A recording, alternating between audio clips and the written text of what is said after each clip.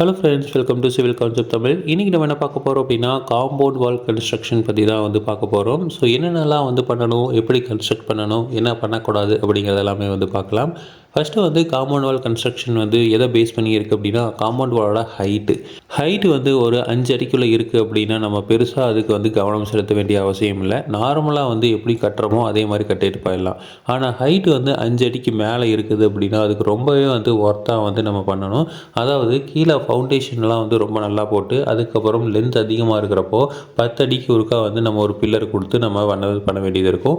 அதுக்கப்புறம் 5 அடி உயரத்துக்கு மேலே வர்றப்போ மேலே ஒரு சின்ன காங்க்ரீட் போட்டு அதுக்கு மேலே கட்டுற மாதிரி இருக்கும்.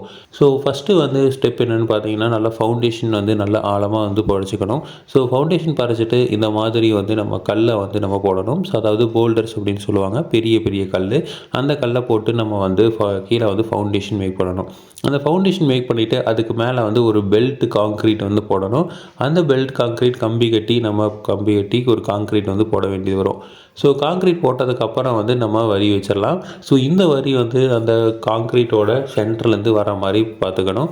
இந்த காம்பவுண்ட் வால் கன்ஸ்ட்ரக்ஷனுக்கு செங்கல் யூஸ் பண்ணலாம், இல்லை ஹாலோ பிளாக்கோட யூஸ் பண்ணலாம். நீங்கள் ஹாலோ பிளாக் யூஸ் பண்ணுறீங்க அப்படின்னா பிரச்சனை கிடையாது, ரொம்ப ஹைட்டுக்கு நம்ம பண்ண முடியாது. அதுக்கு பதிலாக சாலிட் பிளாக் யூஸ் பண்ணால் ரொம்ப ஹைட்டுக்கு நம்ம பண்ண முடியும்.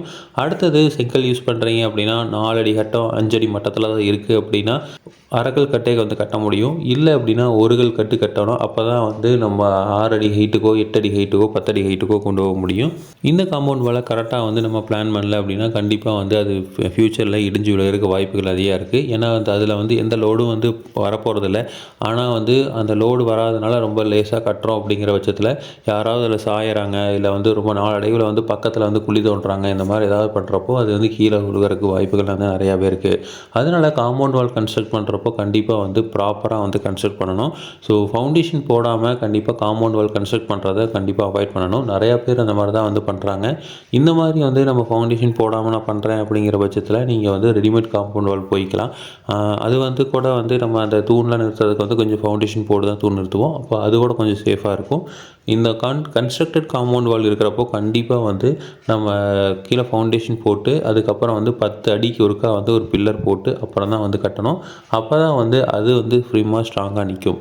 இல்லை அப்படின்னா கண்டிப்பாக கீழே விழுகிறதுக்கு உண்டான வாய்ப்புகள் நிறையா இருக்குது. ஸோ காம்பவுண்ட் வால் கன்ஸ்ட்ரக்ட் பண்ணுறப்போ இதையெல்லாம் கன்சிடர் பண்ணி அதுக்கப்புறம் கன்ஸ்ட்ரக்ட் பண்ணுங்கள். ஸோ இதே மாதிரி இன்ஃபர்மேஷன் உங்களுக்கு தொடர்ந்து வேணும் அப்படின்னு எங்கள் சேனலை சப்ஸ்கிரைப் பண்ணுங்கள். தேங்க்யூ.